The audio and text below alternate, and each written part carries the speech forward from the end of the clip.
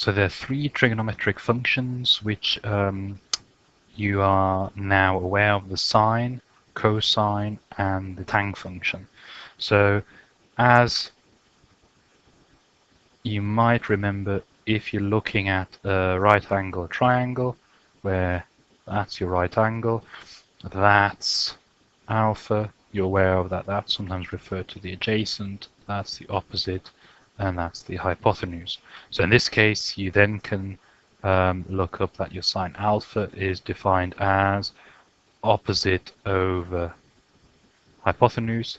If you're looking at the cosine of alpha, that's defined as adjacent over hypotenuse, and tang of alpha is defined as the opposite over the adjacent. So these are the definitions of the trigonometric functions.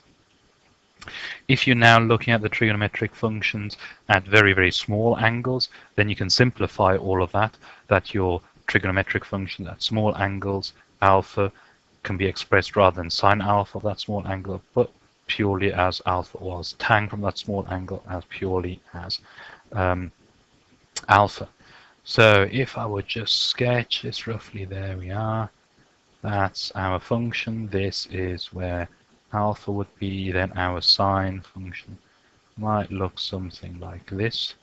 And we've got 90 degrees here, 180 degrees here, and minus 90 degrees here. If you're now looking at, that's the sine function. If you're looking at tang might look more like this and going up to infinity. So this would be your tang function.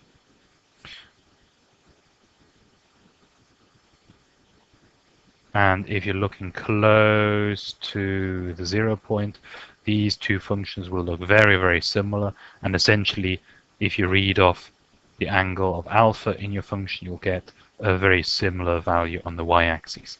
Just as a reminder, if you're looking at the axis, at this point you'll have 1 maximum, and here -1, in which the sine function lies. So that's a very brief illustration of the reason why, if you're looking at very small angle, sine and tang can be simplified to just alpha.